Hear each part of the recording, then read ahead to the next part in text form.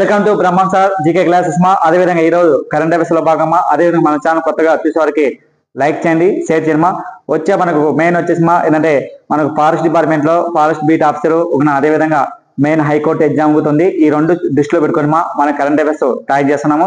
అదేవిధంగా మనకు మీ యొక్క మెయిన్ వచ్చేసి మా ఏదంటే మనకు ఒక ఈ రోజు నుంచి మా మనకు కరెంట్ అఫైర్స్ మాట. కరెంట్ అఫైర్స్ చాలా జాగ్రత్తగా మనం చదవాలండి. అదేవిధంగా ఎందుకంటే మినిమం మనకు కరెంట్ అఫైర్స్ మా దాదాపు 6 months వరకు కరెంట్ అఫైర్స్ చదవాలి మాక్సిమం, లేదా 8 months అయినా మినిమం 8 months అయినా చదవాలి. ఎందుకంటే ఇటీవల ఎగ్జామ్స్ జరుగుతున్నాయి కాబట్టి ఇటీవల ఎగ్జామ్ జరిగిన ఏపీఎస్ ఎగ్జామ్ లో 1 year బ్యాక్ గుర్తు ఇచ్చారు. అది 1 year బ్యాక్ ఇచ్చారు. అందుకు ఏపీఎస్ ఎగ్జామ్ కనెక్ట్ చేసేంతో చాలా జాగ్రత్తగా ఫారెస్ట్ డిపార్ట్మెంట్ కు చాలా జాగ్రత్తగా చదవాలండి. అదేవిధంగా ఇక్కడ మెయిన్ వచ్చేసి మా ఈ రోజు కరెంట్ అఫైర్స్ లో భాగంగా ఇంపార్టెంట్ టాపిక్ వచ్చేసి మా ఏదంటే ఇక్కడ మెయిన్ వచ్చేసి మా కరెంట్ అఫైర్స్ అయితే 2025 అక్టోబర్ 30 నుంచి నవంబర్ 27 వరకు మా ప్రపంచ చెస్ పోటీలు ఏ దేశంలో జరుగుతున్నాయి అదొకటి.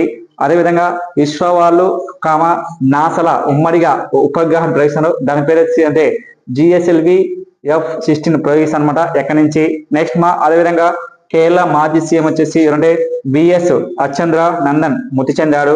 అదేవిధంగా ఇటీవల వచ్చేసి మా సీనియర్ నక్సలైట్ నేత అంటే హజ్బుల్ హక్ మృతి చెందాడు. అదేవిధంగా మన ఆంధ్రప్రదేశ్ ముఖ్యమంత్రి నారా చంద్రబాబు ఆగస్టు 10 నుంచి ఉచితంగా మహిళలకు బస్సు సౌకర్యం కల్పించడానికి ఇటీవల జన్మ లేదంటే 0 for టికెట్ ద్వారా దీన్ని ప్రాక్టీస్ అనమాట. అది గుర్తుపెట్టుకోమా. అయితే ఇక్కడ మెయిన్ వచ్చేసి మా ఏదంటే మనకు ప్రపంచ చెస్ గేమ్స్ మా 2025 ప్రపంచ చెస్ గేమ్స్ ఈ యొక్క పోటీలు వచ్చేసి మా భారతదేశం జరుగుతున్నాయి. ఎప్పుడంటే 2025 అక్టోబర్ 30 నుంచి నవంబర్ 20 వరకు మా భారతదేశంలో ఈ యొక్క పోటీలు వచ్చేసి ఇప్పటి వరకు మా ఎన్నిసార్లు అంటే ఇది రెండోసారి 2 times ఇది నిర్వహిస్తుందన్నమాట. ఏదంటే ప్రపంచ చెస్ గేమ్స్ ఈ యొక్క ప్రపంచ చెస్ గేమ్స్ మా మొత్తం ఈసారి 2025 గేమ్ లో మొత్తం 206 మంది ఈ యొక్క చెస్ గేమ్ లో పాల్గొంటారు. అయితే ఇక ప్రపంచ చెస్ గేమ్ లో ప్రపంచ చెస్ ఈ యొక్క ప్రపంచమ చెస్ గేమ్ ఎస్టాబ్లిష్ అంటే 1927 లో ఎస్టాబ్లిష్ చేసిన 1927 లో ఎస్టాబ్లిష్. కానీ అధికారంగా ఎప్పటి నుంచి అమలుకి వచ్చిందంటే 1940 నుంచి అధికారంగా అమలుకి వచ్చింది మా. ఇక్కడ మెయిన్ మా చెస్ గేమ్ ఎస్టాబ్లిష్ అంటే 1927, కానీ అధికారంగా మాత్రం ఎప్పుడంటే 1940 నుంచి అధికారంగా ప్రకటించారన్నమాట. అదేవిధంగా ఈ యొక్క చెస్ గేమ్ ప్రపంచ చెస్ విన్నర్ గా 5 సార్లు, ప్రపంచమ చెస్ విన్నర్ గా విజేతగా ఎన్నిసార్లు అంటే 5 సార్లు విజేతగా ఎవరు గెలిచినట్టమ్మా 5 times మా. మన ఇండియా నుంచి అంటే విశ్వనాథ్ ఆనంద్ మా 5 times గెలిచాడు. అదేవిధంగా 5 సార్లు వచ్చేసి మా నార్వే దేశానికి చెందిన పర్సన్ మా అంటే మార్క్ కార్సన్ వచ్చేసి 5 సార్లు. అదేవిధంగా ప్రపంచంలోనే అతి చిన్న వయసులోనే చెస్ గేమ్ గెలిచిన కేవలం ఎన్ని సంవత్సరాలు అంటే 18 సంవత్సరాలు మా 18 years లో ఎవరికంటే గుకేస్ మాట. దండిరాజు గుకేస్ ఎప్పుడంటే 2024లో ప్రపంచంలోనే అతి చిన్న వయసులోనే లేదా తమిళనాడు రాష్ట్రానికి చెందిన పర్సన్ ఎవరంటే గుకేస్ మాట. గుకేస్ దండిరాజు గుకేస్ గెలిచారు లాస్ట్ టైం 2024 లో. ఈసారి ప్రపంచ చెస్ మ్యాచ్ మా ఇక్కడ ఇండియా అవుతారన్నమాట. ఇండియాలో ఫస్ట్ టైం వచ్చేసి మా భారతదేశంలో ఫస్ట్ టైం ఎప్పుడంటే 2002లో ఎక్కడంటే హైదరాబాద్ లో జరిగినాయి. 2002లో ఉమ్మడిగా ఉన్నప్పుడు మా హైదరాబాద్ జరిగినాయి. ఏ మ్యాచ్ అంటే ప్రపంచ చెస్ మ్యాచ్లు. అప్పుడు 2002లో జరిగిన మ్యాచ్ లో ఎవరంటే విశ్వనాథ్ ఆనంద్ గెలిచాడు. ఈసారి 2025లో వచ్చేసి మొత్తం 206 మంది పాల్గొంటారు ఇండియాలో జరిగే మ్యాచ్ లో. ఈ యొక్క ఇండియాలో ఎక్కడంటే న్యూఢిల్లీలో ఈ యొక్క మ్యాచ్ చదువుతామా ప్రపంచ చెస్ మ్యాచ్. అదేవిధంగా ఈ యొక్క ప్రపంచ chess match most the winner వచ్చేసి విశ్వనాథ్ ఆనంద్ 5 times తమిళనాడు రాష్ట్రం వాడు, ఇండియా వాడు. అది 5 సార్లు వచ్చేసి ఎవరంటే నార్వే దేశం వాడు ఎవరంటే మార్క్ కార్సన్. అతను ఏ దేశం అంటే నార్వే దేశానికి. అదేవిధంగా ఇండియానైతే ప్రపంచంలో అతి చిన్న వయసులోనే చెస్ విన్నర్ గా గెలిచినవాడు అంటే దొండరాజు గుకేస్మా. అతను ఏ స్టేట్ అయితే తమిళనాడు. కేవలం 18 సంవత్సరాలకే 2024 ప్రపంచ చెస్ గేమ్ లాస్ట్ టైం 2024 ప్రపంచ చెస్ గేమ్ ఎక్కడంటే సింగపూర్ లో జరిగినమాట. సింగపూర్ సిటీలో జరిగినాయి లాస్ట్ టైం. అదేవిధంగా నెక్స్ట్ అదేవిధంగా ఈసారి వచ్చేసి మహిళలది ఈ 2025 వచ్చేసి ప్రపంచ చెస్ గేమ్స్ మహిళల మ్యాచ్ ఇప్పుడు చదువుతున్నాయి సార్. ప్రపంచ మహిళా గేమ్స్ ఎక్కడంటే జార్జియాలో అవుతున్నాయి. జార్జియాలో. అయితే మన దేశం నుంచి ఎవరంటే మన కోనేరు హంపిగుత సెమీఫైనల్ కు వెళ్ళినమా. ఈ రోజు మనకు తెలిసింది సెమీఫైనల్. అయితే ఇక్కడ ప్రపంచ చెస్ మహిళలు పోటీమా ఎక్కడంటే జార్జియాలో జరుగుతున్నాయన్నమాట. ఒక 3 days కల్లా ఈ యొక్క గేమ్స్ అయిపోతామా. అదేవిధంగా ఈ యొక్క చెస్ లో ఎన్ని గదులు ఉంటాయంటే మొత్తం వచ్చేసిమా 64 గదులు ఉంటాయి. ఇన్ని 64 గదులు. దీంతో 32 బ్లాక్ ఉంటాయండి, 32 బ్లాక్, అదేవిధంగా 32 వచ్చేసి వైట్ ఉంటాయి. మొత్తం 64 గదులు ఉంటాయి అన్నమాట. ఇన్ని 64. అదేవిధంగా ఈ యొక్క చెస్ గేమ్ వచ్చేసిమా ఏ దేశం యొక్క నేషనల్ గేమ్ అంటే రష్యా. ఏ దేశమా? Russia national game. ఏ గేమా? రష్యా వచ్చేసి నేషనల్ గేమ్. రష్యా వచ్చేసి నేషనల్ గేమ్, అది గుర్తుపెట్టుకోమా. అదేవిధంగా ఈ యొక్క ప్రపంచ చెస్ లో మన అతి చిన్న వయసులో గెలిచిన వాళ్ళు వచ్చి అంటే గుకేస్. అదేవిధంగా చెస్ లో గ్రాండ్ మాస్టర్ హోదా పొందాలంటే చెస్ లో గ్రాండ్ మాస్టర్.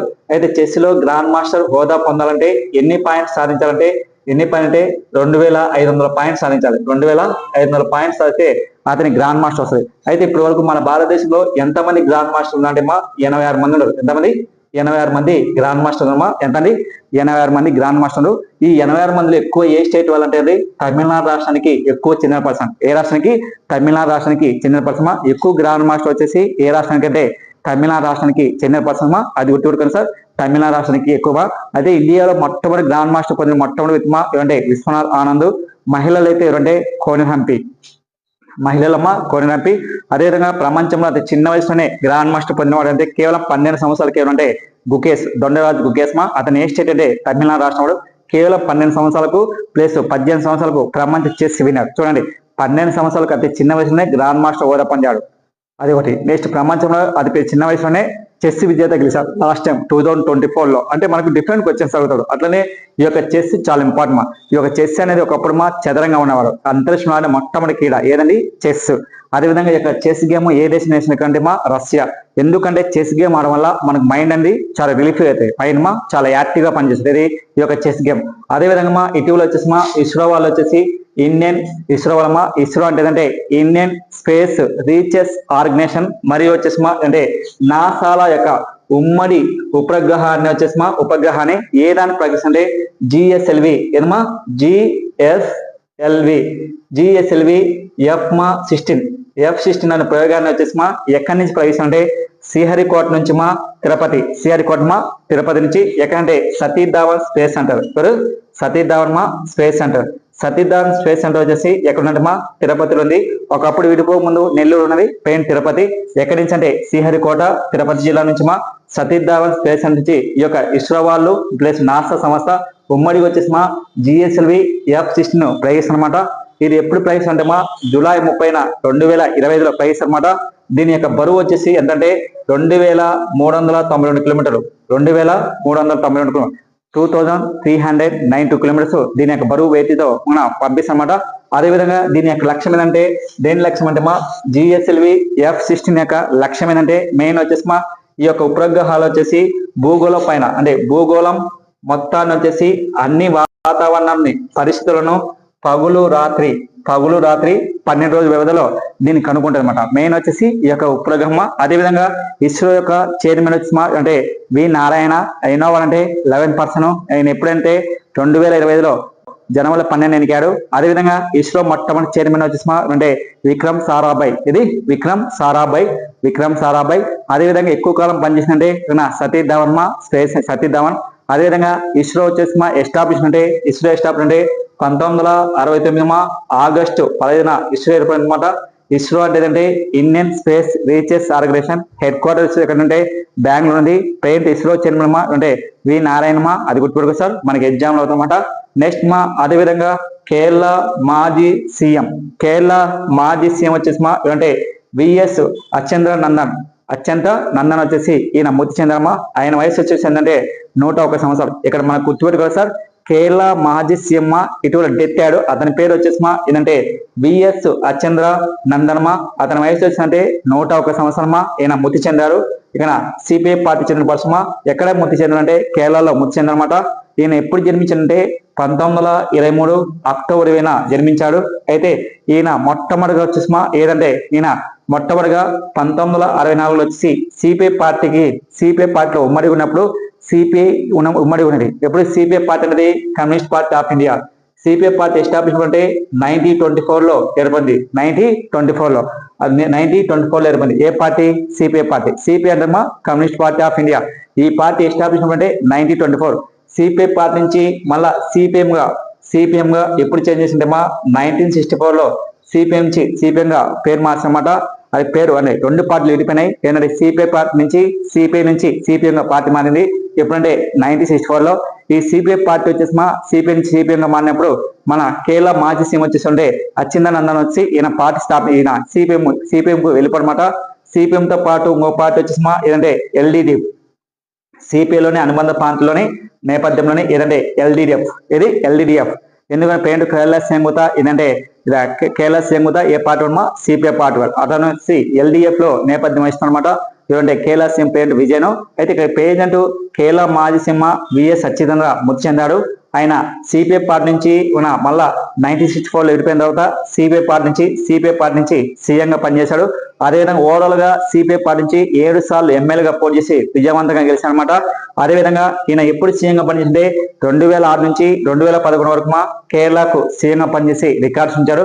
ఈయనకు అదృష్టం వచ్చింది ఫస్ట్ ఎమ్మెల్యేగా పనిచేసి మళ్ళా 7 సార్లు సీఎంగా పనిచేసి 7 సార్లు వచ్చి ఎమ్మెల్యే పనిచేసి మళ్ళా ఒకసారి వచ్చి సీఎంగా ఈయన కరుణించారన్నమాట. అదేవిధంగా బిఎస్ సచ్చిదానందన్ వచ్చి ఈయన మృతి చెందనమా అతను కేరళ సీఎం పనిచేశాడు.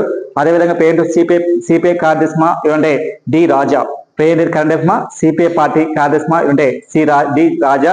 సిపిఐ పార్టీ అంటే కమ్యూనిస్ట్ పార్టీ ఆఫ్ ఇండియా. దీని గుర్తు వచ్చేసి అంటే కొడవలి కంకిమ అది గుర్తుపడుతుంది. పేరు కేరళ సీఎం వచ్చేసి అంటే కేరళ సీఎం వచ్చి విజయన్మ అది గుర్తుపడుకోవాలి. నెక్స్ట్ అదేవిధంగా ఇక్కడ ప్రపంచ చెస్ గేమ్ అయిపోయింది. అదేవిధంగా ఇక్కడ సీనియర్ నక్సల్వేత్త ఎవరంటే అజ్మల్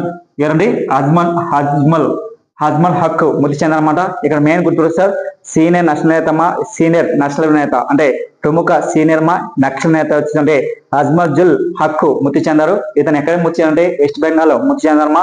ఈయన ఎప్పుడు జన్మించంటే 1940లో జన్మించాడు. పేరు వచ్చేసి ఆయన వయసు ఎంత అంటే 83 సంవత్సరాలు చనిపోవడం జరిగిందమ్మా. ఈయన ప్రముఖ సీనియర్ నేత, ఎన్నో సంవత్సరాలు జైలు ఉన్నాడు. అదేవిధంగా ఆంధ్రప్రదేశ్ లో వచ్చేసి పార్వతీపురంలో కూడా ఈయన సిపిఎల్ లో వచ్చి నక్సలైట్ లో జరగడం జరిగిందన్నమాట. ఎన్నో సీనియర్ నేత అన్నమాట, నక్సలైట్ లో పెద్ద మాట తను చనిపోవడం జరిగిందన్నమాట. అది గుర్తుపెట్టుకోవాలి సార్. నెక్స్ట్ అదేవిధంగా ఇటీవల వచ్చేసి అంటే మనకు ఆంధ్రప్రదేశ్ ముఖ్యమంత్రి నారా చంద్రబాబు ఆగస్టు 15 వచ్చేసి ఒక స్కీమ్ లాంచ్ చేసిందంటే మహిళలకు ఉచిత బస్సు కార్యక్రమం లాంచ్ చేస్తున్నాడు. ఈ కార్యక్రమానికి లాంఛనంగా అన్ని పూర్తి అయిపోయిందన్నమాట. 2025 ఆగస్టు 10 దీన్ని ప్రారంభిస్తామట రాష్ట్ర ముఖ్యమంత్రి నారా చంద్రబాబు. దేంతో స్టార్ట్ చేసింటే మన కేవలం 0 టికెట్ తో దీన్ని లాంచ్ చేయడం జరుగుతుందన్నమాట. 0 టికెట్ తో. ఎందుకంటే మన హామీ ఇచ్చిన దాంతో మెయిన్ వచ్చేసి 6 హామీలు వచ్చేసి ఇది ఒక హామీ. ఈ హామీలు వచ్చేసి మనకంటే రాష్ట్ర ముఖ్యమంత్రి ఈ యొక్క రాష్ట్రపైన మహిళలకు ఉచిత బస్సు ప్రయాణం ఇస్తున్నమాట ఆగస్టు 10. దాన్ని గుర్తుపెట్టుకోవాలి. 2025 దేశంలో మొట్టమొదటిగా మహిళలకు ఉచిత బస్సు ఢిల్లీలో కల్పిస్తున్నారు. అదేవిధంగా తమిళనాడులో, అదేవిధంగా కర్ణాటకలో, అదేవిధంగా ఇటీవల తెలంగాణలో, అదేవిధంగా కేరళలో కూడా ఉచిత మహిళా బస్సు అందిస్తున్నమాట. అదేవిధంగా సౌత్ అన్ని రాష్ట్రాలు వర్తిస్తుంది. కానీ పేరు మాత్రం మన ఆంధ్రప్రదేశ్ ఒకటి పెండింగ్ ఉంది. సౌత్ రాష్ట్రాల్లో అన్ని రాష్ట్రాల్లో మహిళలకు ఉచిత బస్సు అందించడం జరుగుతుంది సార్. ఇవన్నీ మనకి ఇంపార్టెంట్ ఇవన్నీ గుర్తుపెట్టుకోవాలి అదేవిధంగా మన ఛానల్ లైక్ చేయండి, షేర్ చేయండి అదేవిధంగా ప్రతి ఒక్కరు కరెంట్ అఫైర్స్ చూడండి. చాలా ఇంపార్టెంట్ టాపిక్స్ ఉంటాయి. ఎందుకంటే మీరందరూ చాలా చూడాలమ్మా, చాలా ఇంపార్టెంట్. ఓకేనా? Thank you very much. Hi friends, welcome to Brahman sir GK class అదేవిధంగా ఈ రోజు కరెంట్ అఫైర్స్ లో భాగంగా ఇంపార్టెంట్ టాపిక్ ఏంటంటే తెలంగాణ హైకోర్టు ప్రధానాధిపతిగా ప్రమాణ స్వీకారం ఎవరు చేసింటే జస్టిస్ పర్వేష్ కుమార్ సింగ్ ప్రమాణ స్వీకారం చేశారు. ఎప్పుడంటే జూలై 19, 2025 లో ప్రమాణ స్వీకారం చేసిన ఎందుకంటే ఇది ప్రముఖ పర్సన్ పర్వేష్ కుమార్ సింగ్ ఈయన అంతకుముందు ఏ రాష్ట్రానికి హైకోర్టుగా ప్రధానమంత్రిగా పనిచేసి అంటే జార్ఖండ్ హైకోర్టు ప్రధానమంత్రి పనిచేసి మన తెలంగాణ హైకోర్టుకు ట్రాన్స్ఫర్ అయ్యారన్నమాట. అదేవిధంగా తెలంగాణ హైకోర్టు ప్రధానమంత్రిగా ఎన్నో అంటే 7వ వార్డు అదేవిధంగా ఎవరి చేత ప్రమాణ స్వీకారం చేసి అంటే ఒక హైకోర్టు యొక్క ప్రధానమంత్రి ఎవరి చేత అంటే స్టేట్ గవర్నర్ చేత ప్రమాణ స్వీకరించారు. అయితే తెలంగాణ గవర్నర్ వచ్చేసి ఎవరంటే ప్రముఖ ప్రశ్న విష్ణుదేవ శర్మ చేత ప్రమాణ స్వీకారం చేస్తారన్నమాట. అది గుర్తుగా సార్, అది మనకి ఇంపార్టెంట్ నెక్స్ట్ అదేవిధంగా ఇండియా ప్రైమ్ మినిస్టర్ మోడీ వచ్చేసి జూలై 23 నుంచి 26 వరకు ఇటీవల విదేశీ ప్రకటన చేస్తారన్నమాట. విదేశీ ప్రకటన ఎన్ని దేశాలు అంటే 2 దేశాలకు విదేశాల్లో వెళ్తున్నారు. అది ఏ దేశం అంటే ఒకటి భూటాను మాల్దీవులు. ఎందుకు భూటాన్కు మాల్దీవులకు వెళ్తున్నట్టే బ్రిటన్కు మాల్దీవులకు ఏ దేశమా బ్రిటన్ మాల్దీవులకు 2 దేశాలకు వెళ్తున్నామా ఇండియా ప్రైమ్ మినిస్టర్ మోడీ. ఎందుకంటే బ్రిటన్కి ఎందుకు వెళ్తున్నారంటే ఒకటి స్వేచ్ఛ వాణిజ్య వ్యాపారం, స్వేచ్ఛ వాణిజ్య ఒప్పందం చేసుకోవడానికి ఆ దేశ ప్రధానమంత్రితో బ్రిటన్ ప్రధానమంత్రితో ఇండియా ప్రైమ్ మినిస్టర్ మోడీ ఇద్దరి మధ్య ఒప్పందం చేసన్నమాట. ఎందుకంటే లాస్ట్ ఇయర్ స్వేచ్ఛ వాణిజ్య ఒప్పందాలు సందగేశారు. మళ్ళా దీని గురించి మాట్లాడడానికి విదేశ ప్రకటన పోనున్నారు, అది గుర్తుపెట్టుకోండి సార్. నెక్స్ట్ అదేవిధంగా ఇండియా ప్రైమ్ మినిస్టర్ మోడీ ఇంకో దేశానికి అంటే మాల్దీవులు వెళ్తున్నారు. మాల్దీవులకి ఎందుకంటే నెక్స్ట్ మాల్దీవులకి ఎందుకు వెళ్తున్నారంటే ఆ దేశానికి వచ్చేసి జాతీయ దినోత్సవం అంటే మన దేశానికి ఆగస్టు 10న స్వతంత్ర దినోత్సవం రోజు, అదే దేశానికి ఆ రోజు ఎప్పుడంటే జూలై 25న ఆ దేశానికి స్వతంత్రం రోజు ఆ దేశానికి వెళ్తున్నారు. ఆ దేశానికి దాదాపు 60 సంవత్సరాలు జాతీయ దినోత్సవం సందర్భంగా మాల్దీవులకు 60 సంవత్సరాలు జాతీయ దినోత్సవం సందర్భంగా ముఖ్య గెస్ట్ గా యువరాజు అంటే ఇండియా ప్రైమ్ మినిస్టర్ మోడీ విదేశాలు వెళ్తున్న ఏ దేశం అంటే మాల్దీవులకు. ఎందుకంటే మనకు ఆ దేశానికి కొన్ని వివాదాలు కూడా జరిగినాయి. ఏదంటే లక్షద్వీపుల యొక్క టూరిజం గురించి ఆ దేశ అధ్యక్షుడు మాల్దీవుల అధ్యక్షుడు కొన్ని వివాదాలు చేశారు. మళ్ళా ఏమనుకున్నారో కానీ ఆ దేశ అధ్యక్షుడు మళ్ళా కొన్ని క్షమాపణ కూడా చెప్పాడు. రాండి మీ దేశానికి మా దేశానికి కొన్ని ఒప్పందాలు కూడా చేసుకుందాం. అదేవిధంగా ప్రమాణ స్వీకారం రోజు కూడా గెస్ట్ కూడా హాజరయ్యారన్నమాట. ఇదంటే మాల్దీవుల అధ్యక్షుడు. ఇవన్నీ మనం గుర్తుపెట్టుకోవాలి సార్, చాలా ఇంపార్టెంట్ టాపిక్స్ నెక్స్ట్ అదేవిధంగా 2025 ప్రపంచ అథ్లెటిక్స్ క్యాంటీనేటర్ టూర్ మీట్ లో రన్నింగ్ లో స్వర్ణ పథకం గెలిచిన వ్యక్తి అంటే సి శంకర్ ఈయన ఏ స్టేట్ అంటే తెలంగాణ రాష్ట్రానికి చెందిన పర్సన్. ఇతడు కేవలం 7.7 మీటర్స్ లో వేగంతో ప్రపంచ అథ్లెటిక్స్ లో విజయం సాధించాడు. అదేవిధంగా 2025లో జరిగే ప్రపంచ అథ్లెటిక్స్ గేమ్స్ ఎక్కడ జరుగుతాయంటే గుర్తుకున్నావా జపాన్లోని టోక్యోలో 2025 ప్రపంచ అథ్లెటిక్స్ జపాన్ టోక్యోలో జరిగే ఈ యొక్క గేమ్స్ లో మన ఇండియా నుంచి ఎవరు క్వాలిఫై అంటే ఆంధ్రప్రదేశ్ ప్రముఖ తెలంగాణ నుంచి ఎవరైనా అంటే సి శంకర్. ఇక్కడ ఏంటంటే ఒక ప్రపంచ అథ్లెటిక్స్ గేమ్స్ లో మెయిన్ గేమ్స్ లో పాల్గొనాలంటే ఫస్ట్ క్వాలిఫై మ్యాచ్ అవ్వాలి. ఇది క్వాలిఫై మ్యాచ్. ఆ క్వాలిఫై అయితేనే ఈ యొక్క ప్రపంచ అథ్లెటిక్స్ ఆ గేమ్స్ ఏ గేమ్స్ లో క్వాలిఫై అంటే ప్రపంచ అథ్లెటిక్స్ కాంటినెంటల్ టూర్ మీట్ లో దాంతో స్వర్ణ పథకం అంటే సి శంకర్. నెక్స్ట్ 2025లో ఈ సంవత్సరంలో జరిగే నెక్స్ట్ మంత్ జరిగే ఈ యొక్క ప్రపంచ అథ్లెటిక్స్ లో వచ్చేసి జపాన్ లో జరిగే టోక్యోలో దీని నుంచి సి శంకర్ అనే వ్యక్తి ఎన్నుకోవడం అంటే క్వాలిఫై అనమాట. ఆ మ్యాచ్ జరుగుతుందన్నమాట. ఆ మ్యాచ్ లో అతను ఆడతాడు. ఇక మెయిన్ వచ్చేసి ఇది ప్రపంచ అథ్లెటిక్స్ గేమ్స్ 2025 ఎక్కడంటే జపాన్ లో టోక్యోలో. లాస్ట్ టైం వచ్చేసి ఎక్కడంటే 2023 వచ్చి ఎక్కడంటే హంగేరీ అనమాట. హంగేరీ. ప్రపంచ అథ్లెటిక్స్ దినోత్సవం ఎప్పుడంటే మే 7th. అయితే వరల్డ్ అథ్లెటిక్స్ గేమ్స్ 7th. అయితే వరల్డ్ అథ్లెటిక్స్ గేమ్స్ 2027లో ఏ దేశంలో జరుగుతుంటే చైనాలో. ఇక్కడ చైనాలో బీజింగ్. ఇప్పుడు పేరు వచ్చి 2025 ప్రపంచ అథ్లెటిక్స్ గేమ్ కంటే జపాన్ లోని టోక్యోలో జరుగుతాయి ఈ యొక్క వరల్డ్ అథ్లెటిక్స్. ఈ యొక్క వరల్డ్ అథ్లెటిక్స్ లో గోల్డ్ మెడల్ గెలిచిన మొట్టమొదటి వ్యక్తి అంటే నీరజ్ చోప్రా. అంటే ఇది ప్రపంచ అథ్లెటిక్స్ లో గోల్డ్ మెడల్ గెలిచిన మొట్టమొదటి ఇండియా నుంచి అంటే ఇది ప్రముఖ పర్సన్ నీరజ్ చోప్రా మాత్రమే, అది గుర్తుపెట్టుకోవాలి సార్. నెక్స్ట్ అదేవిధంగా ఆంధ్రప్రదేశ్ లోని తిరుపతి జిల్లాలోని తిరుపతిలో మేనకూరులో ఒక పరిశ్రమ వాడలో ఒక ప్రముఖ సంస్థ పెట్టుబడి పెడుతున్నా. ఆ సంస్థ ఏంటంటే గ్రీన్ ల్యాంప్. ఇది గ్రీన్ ల్యాంప్ అని పెట్టుబడి పెడుతున్నమాట. గ్రీన్ ల్యాంప్ అనే సంస్థ పెట్టుబడి. దీనికోసం గవర్నమెంట్ దీనికోసం 1,140 కోట్లు ఉన్న దీంతో పెట్టుబడి పెడుతున్నమాట. ఏ సంస్థ అంటే గ్రీన్ ల్యాంబ్. దీనివల్ల దాదాపు 65 లక్షల వరకు 65 ఎకరాలు కేటాయించింది గవర్నమెంట్. అదేవిధంగా కొన్ని లక్షల ఉద్యోగాలు కూడా అందిస్తారన్నమాట. కానీ ఎగ్జామ్ లో ఏమవుతుంటే తిరుపతి జిల్లాలోని మేనుకూరులో పరిశ్రమలో వారిలో ఏ యొక్క సంస్థ పెట్టుబడడానికి అనుకూలంగా ఆమోదించింది ఆంధ్రప్రదేశ్ ఏదంటే గ్రీన్ ల్యాంబ్. ఏదమ్మా గ్రీన్ ల్యాంబ్ అనే సంస్థ, అది గుర్తుపడుతుంది. నెక్స్ట్ అదేవిధంగా ప్రపంచంలోనే అతిపెద్ద భారీ జల విద్యుత్ ప్రాజెక్టును ఏ దేశంలో లాంచ్ చేసింటే చైనాలో. ఎక్కడ చైనాలమ్మా. చైనాలో ఎక్కడంటే టిబెట్ లోని బ్రహ్మపుత్ర నదిపైన ఏదంటే మనం బ్రహ్మపుత్ర నదిపైన దీన్ని లాగిస్తాం అనమాట. ఇక్కడ మెయిన్ వచ్చి ప్రపంచంలోనే అతిపెద్ద భారీ జల విద్యుత్ కేంద్రం ప్రాజెక్ట్ ఎక్కడంటే టిబెట్ లోని ఏ నది పైన అంటే బ్రహ్మపుత్ర నది పైన. చైనాలో వచ్చేసి చైనాలో దీనికోసం కొన్ని కోట్ల వరకు ఆ దేశం యొక్క చైనా వాళ్ళు ఖర్చు పెడుతున్నారు. ఏంటంటే 14 లక్షల కోట్లు ఖర్చు పెడుతున్నారు. దీనివల్ల గంటకు వచ్చేసి 30,000 కోట్ల కిలో వాటర్ల విద్యుత్తును ఉత్పత్తి తయారు చేస్తున్నమాట. ఏదంటే రేపు ఎగ్జామ్ లో ఏమిటంటే ప్రపంచంలో పెద్ద భారీ జల విద్యుత్ కేంద్రం ఏ నది పైన అంటారు బ్రహ్మపుత్ర నది. ఎక్కడంటే టిబెట్ లోని చైనాలమ్మ దీనికి కలిసి అనమాట. దీనికోసం కొన్ని కోట్లు. ఆ దేశం యొక్క చైనా ప్రధానమంత్రి అంటే లీ కింగ్యాంగ్. అదేవిధంగా చైనా అధ్యక్షుడు ఎవరంటే చైనా ప్రెసిడెంట్ ఏంటంటే జింపింగ్. ఏంటండి జింపింగ్. చైనా దేశమా జింపింగ్. పిఎం వచ్చేసి అంటే లీ కింగ్ యాంగ్ ఏ దేశానికి? చైనా వాడు. అది గుర్తుపెట్టుకోమా, మనకి మెయిన్ ఇంపార్టెంట్ మా. అదేవిధంగా ఇటీవల వచ్చేసి భారత్ ఐరోపా దేశాల మధ్య స్వేచ్ఛ వాణిజ్య ఒప్పందాలు అక్టోబర్ 1 నుంచి 2025 లో మొత్తం వచ్చేసి ఎన్ని దేశాలతో అంటే 4 దేశాలతో. ఎన్ని దేశాలతో?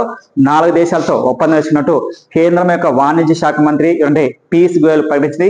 ఈ ఒప్పందం వచ్చేసి 2025 అక్టోబర్ నుంచి వస్తుంది. దీనికోసం 10 లక్షల వరకు ప్రత్యక్షంగా ఉద్యోగాలు తోస్తాయి మన దేశానికి.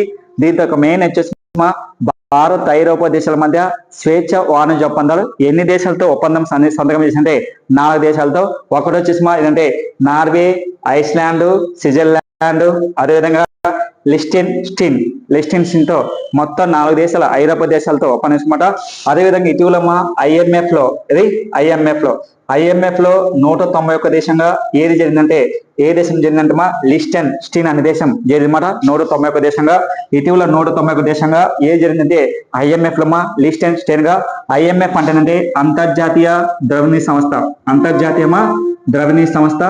సంస్థ హెడ్ క్వార్టర్ వచ్చేసి ఎక్కడంటే ఐఎంఎఫ్ కోట్ వచ్చి హెడ్ క్వార్టర్ వచ్చేసి ఎక్కడంటే వాషింగ్టన్ DC. మొత్తం దేశాలు ఏంటంటే టోటల్ కంట్రీస్ 191. కొత్తగా వచ్చేసి ఐఎంఎఫ్ అంటే ఇంటర్నేషనల్ మానిటరీ ఫండ్, తెలుగులో వచ్చేసి అంతర్జాతీయ ద్రవ్య సంస్థ. అయితే మొత్తం 191 దేశాలు. కొత్తగా ఏ దేశం అంటే లిస్టెన్స్టీన్ అనే దేశం కొత్తగా జరిగిందన్నమాట ఐఎంఎఫ్ లో. IMF head quarters Washington DC. ఎక్కడ ఉందంటే అమెరికాలో ఉంది. ఐఎంఎఫ్ ఎస్టాబ్లిష్మెంట్ 1945 స్టార్ట్ చేసినప్పుడు 1947 లో స్టార్ట్ చేసింది. ఐఎంఎఫ్ యొక్క చైర్పర్సన్ MD వచ్చేసి ఎవరంటే క్రిస్టినా జార్జివా. ఐఎంఎఫ్ వచ్చేసి ఎవరంటే క్రిస్టినా జార్జివా. ఐఎంఎఫ్ MD వచ్చేసి Kristina Georgieva. IMF deputy MD వచ్చేసి అంటే Gita Gopinath. IMF deputy MD గా ఎన్నికైంది అంటే గీతా గోపినాథ్. ఐఎంఎఫ్ అంటే లక్ష్యం అంటే ప్రపంచవ్యాప్తంగా అన్ని దేశాలు ఏ విధంగా వృద్ధి రేటు డెవలప్ అవుతున్నది ఐఎంఎఫ్ చెప్తుంది. అదేవిధంగా పేద దేశాలకు కూడా రుణాలు ఇస్తున్నమాట. ఇటీవల ఐఎంఎఫ్ నుంచి రుణం తీసుకున్న దేశమా ఏదంటే పాకిస్తాన్ దేశం రుణం తీసుకున్నమాట. ఐఎంఎఫ్ యొక్క లక్ష్యమా గుర్తుపెట్టుకొని. అదేవిధంగా ఐఎంఎఫ్ వరల్డ్ బ్యాంక్ ను ఏమంటే కౌల పిల్లలు అంటమా ఏదండి కౌల పిల్లలు అంటారు. అదేవిధంగా ఐఎంఎఫ్ వరల్డ్ బ్యాంక్ వచ్చేసి G20 లో గెస్ట్ గా హాజరయ్యే సంస్థ. ఇది మెయిన్ మనకు ఈ రోజు కరెంట్ అఫైర్స్ లో వెరీ ఇంపార్టెంట్, అది గుర్తుపెట్టుకో.